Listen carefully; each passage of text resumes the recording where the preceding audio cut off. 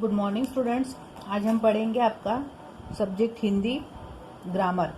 ठीक है, आप सभी के पास ये बुक होगा व्याकरण धारा 2 करके। इसका पहला पार्ट पढ़ेंगे। पहले पार्ट का नाम है भाषा का ज्ञान। पढ़ो और समझो। एक आपको चित्र दिया गया है, कॉमिक्स देखे हो? कॉमिक्स में ऐसे वर्ड्स रहते हैं जो कोई बोलता है उसके ऊपर ऐसे निशान किए जाते हैं। तो आप जब रीडिंग स्किल आपका अच्छा रहेगा तो आप कॉमिक्स भी पढ़ सकते हो, बुक पढ़ सकते हो। पढ़ने की आप जो अपना रीडिंग स्किल बढ़ा सकते हो। कब बढ़ा सकते हो? जो आपको भाषा का ज्ञान होगा। तो यहाँ उदाहरण पे दिया गया है, एक पापा अपने बेटे से बोलते हैं, बेटा अंकित तुम क्या कर रहे हो? बेटा बोलता है, पापा मैं अपना होमवर्क कर रहा हूँ। ये चित्र में हमें क्या दिया गया है कि पिता ने बोलकर अपने पुत्र से प्रश्न पूछा और पुत्र ने सुनकर उस प्रश्न का उत्तर दिया है। ठीक है। उपरोक्त चित्र में दीपिका कॉपी पर लिखकर प्रश्न हल कर रही है और उसके दोस्त पढ़कर समझ रहे हैं। तो अभी आगे भी चित्र दिया गया है कि दीपिका पढ़ रही है और उसके दोस्त समझ रहे हैं। आपने देखा कि सभी ने एक दूसरे की बात समझने तथा समझाने के लिए बोलने, सुनने, लिखने व पढ़ने के साधन को अपनाया है। ये साधन ही भाषा है।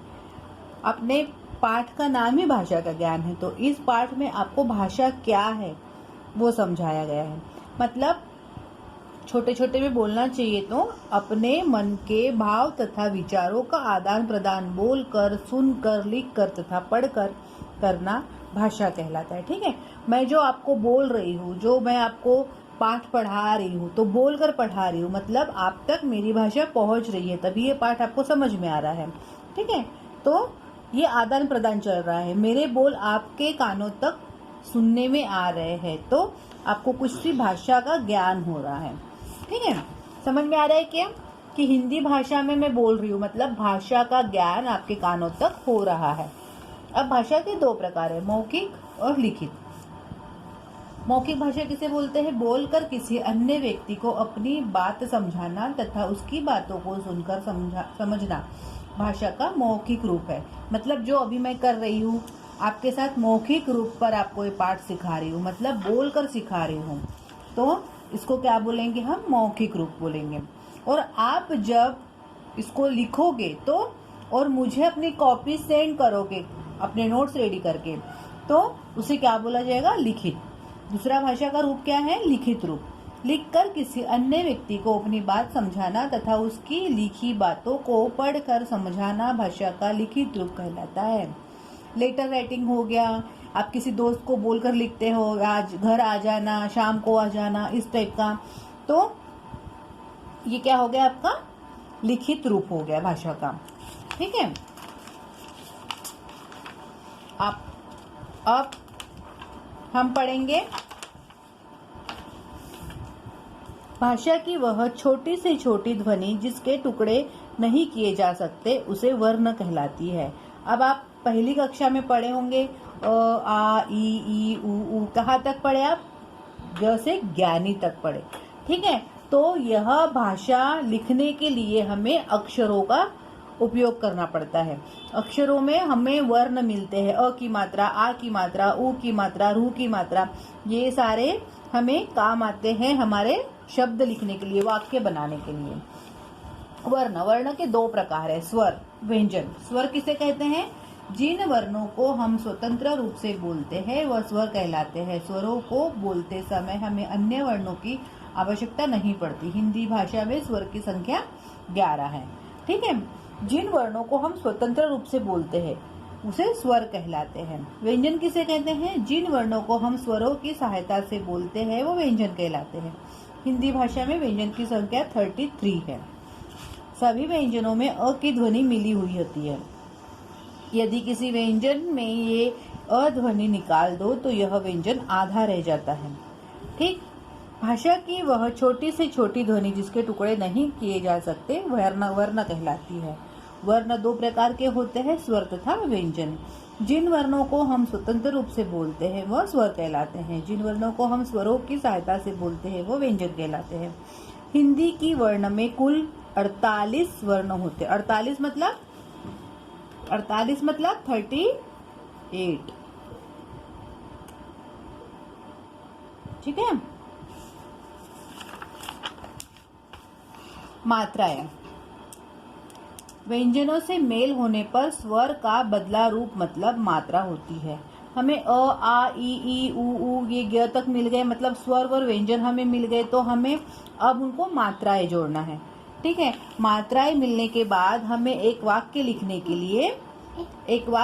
के लिए हमें बहुत आसान हो जाएगा। स्वरों की मात्राएं व्यंजन के साथ निम्न प्रकार से लगाई जाती है। अ, ई, ओ तथा औ की मात्रा व्यंजन के बाद में लगाई जाती है। ठीक, व्यंजनों से मेल होने पर स्वरों का बदला रूप मात्रा कहलाती है। आ, ई, ओ तथा औ की मात्राएं व्यंजन के बाद तथा ई की मात्रा व्यंजन से पहले लगती है। उ तथा उ की मात्राएं र के साथ नीचे नहीं बल्कि बीच में लगती है। ठीक, अब हमें मिलते हैं शब्द। उपरोक्त चित्र पर ऊपर व नीचे लिखे शब्द विभिन्न वर्णों के मेल से बने हैं, किंतु ऊपर लिखे शब्दों का कोई अर्थ स्पष्ट नहीं हो रहा है क्योंकि उनमें वर्णों का उचित स्थान नहीं है, जबकि नीचे लिखे शब्द वर्ण के सही स्थान पर उपयुक्त होने पर सार्थक प्रकट किए गए हैं। अब हमें शब्द मिले, पर शब्द हमें उल्टे पुल्टे मिल जाएंगे, आगे पीछे मिलेंगे, तो उनका हमें ज्ञान होगा क्या? नहीं। शब्द अगर व्यवस्थित एक के बाद एक लिखे गए होंगे तो हमें शब्द से ही पता चलता है कि क्या लिखना है।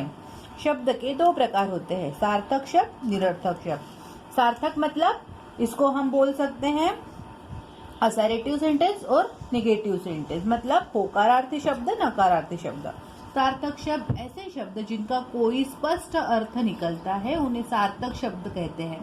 भगत, सपेरा, लोमड़ी आदि शब्द से ही हमें वर्ड का और सेंटेंस का पता चल जाता है, उसे हम सार्थक शब्द कहते हैं। निरर्थक शब्द ऐसे शब्द जिनका कोई अर्थ नहीं निकलता है, उन्हें निरर्थक शब्द कहते हैं। जैसे भगत, पेसरा, डिलोम आदि, मतलब यहाँ उल्टे सुल्टे आगे पीछे वर्ड्स दिए गए हैं जिसका कोई अर्थ नहीं निकलता, उसे क्या बोलते हैं? निरर्थक शब्द, जिसका कोई अर्थ नहीं निकलता। अमन विद्यालय जा रहा है। अमन विद्यालय जा रहा है। उपरोक्त चित्र के ऊपर के नीचे लिखे वाक्य विभिन्न शब्दों के मेल बने हैं, किंतु ऊपर लिखे वाक्यों में शब्दों का सही स्थान पर प्रयोग न होने के कारण बात पूरी तरह समझ नहीं आ रही, जबकि नीचे लिखे वाक्य में शब्द के सही स्थान पर प्रयुक्त होने से बात पूर्णतः स्पष्ट हो गई है।